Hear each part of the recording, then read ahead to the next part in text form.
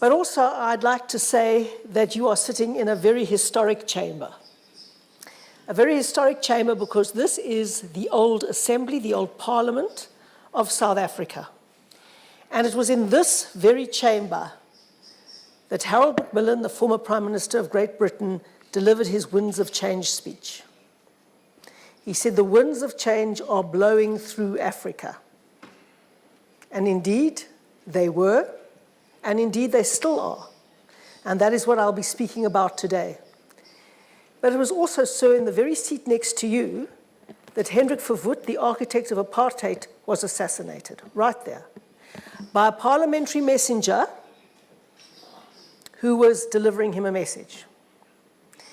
And I wasn't one of the reporters in the gallery. It was Stanley Ace who witnessed it, who's just passed on.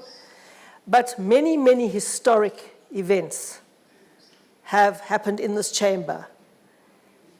On this side of the bench sat Helen Zille, our predecessor.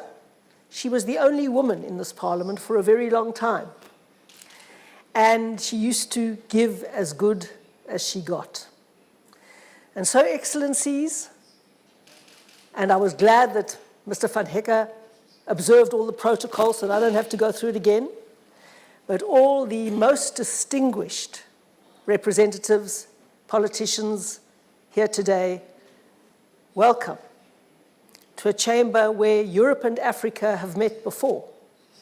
And in fact, where Europe and Africa have battled through some of the biggest problems of the past 50 to 100 years in South Africa, and where we now today continue our deliberations in a democratic country with a liberal constitution.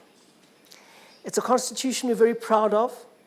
We liberals in South Africa, while the nationalists were fighting each other non-stop, we liberals were sitting there and thinking about how we could make a multi-ethnic, multicultural, multi-religion society work peacefully in a democracy, so that every individual was allowed to identify who they wanted to be, and so that the state would protect their right to do so.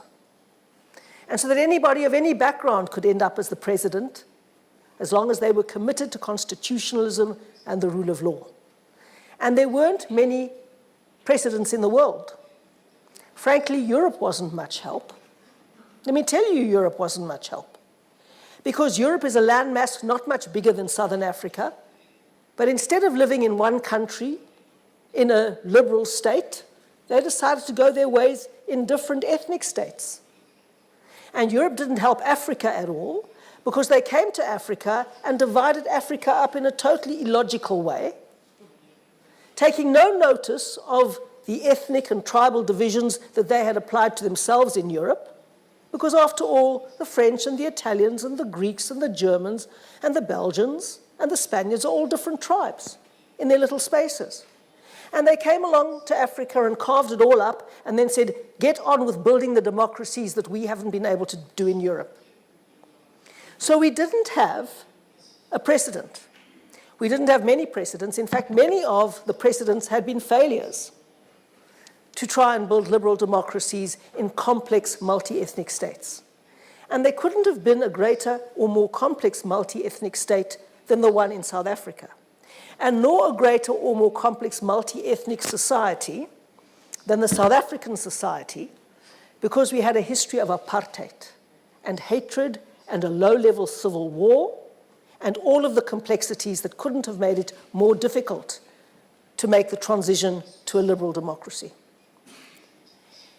And so when there was a shared perception of stalemate, and this country was blessed by two magnificent leaders in the form of our former president, Nelson Rolihlahla Mandela, who we buried last month, and who remains the most uniting factor in South Africa to this day and always will, and another great president who should not be forgotten, Mr. F.W. de Klerk.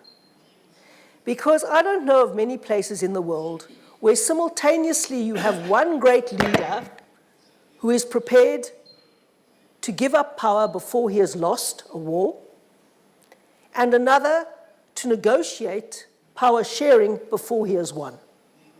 And it was these two incredible leaders at a crucial time in South Africa who emerged and could lead us forward to a negotiated constitutional settlement. But I'm not being in any way arrogant when I say that the ideas at our constitutional conference, and I was blessed and lucky enough to be a delegate at that constitutional conference, that I was blessed enough to be part of those debates. And the ideas came from the Liberals. Because the Liberals, like Colin Eglin and others, had been sitting for decades and decades and decades pondering how we were going to achieve this liberal democracy in Africa against the background that we faced and make it work. And so we got a liberal constitution. We had this fantastic liberal constitution, still do, and our party fights for it every single day. We won the constitution. That's what we did. We won the constitution, but I'm afraid after that we lost the election. But Liberals don't mind losing elections because they know that if they defend the constitution, one day they will win the election. The big challenge is to defend the constitution and to keep on working and to keep on convincing people of your approach to things. And that's what we decided to do. And we've been working very, very hard since then. And I'm delighted to tell you that from being a party of 1.7% of the vote in 1994, and in fact, if we had got 1 point into the negotiated constitution, which we lost, and thank goodness we lost it, because we had argued for a 5% threshold. We said if anybody gets lower than 5%, they shouldn't be represented in the parliament. We lost that argument, and thank goodness we lost it, because we got 1.7%. And otherwise, we wouldn't be represented in parliament if we'd won our argument. So that's one of the nice ironies of history. And from a tiny opposition party that people wrote off as irrelevant, we grew from being a 1.7% party to the local government election in 2011, where we were close to 25%. 1 out of every 4 South Africans voted for a liberal vision and for liberal local government. And in that context, I'd like to say that I loved the notion that the Western Cape and Cape Town are the liberated zones of South Africa, because indeed they are. And I'd like in that context to pay a particular tribute to the Deputy Mayor of Cape Town, who is here today, who has been there since the beginning while we were in opposition here, and when we won in 2006. And he's always been the backbone. He has ensured that 8 consecutive audits in a row have been entirely unqualified, perfectly clean audit now. He's the financial brains, he's the strategic brain, and he was extraordinary to me and in support of the whole enterprise when I was the mayor. So it takes people who are prepared to go the long haul. It takes people who are prepared not to go for the glory or the status, but for the service and the commitment, because we believe, interestingly enough, not that we are always right, but we believe that human beings can be wrong. And that is the fundamental idea of liberalism. The fundamental idea of liberalism is that human beings are fallible. They make mistakes.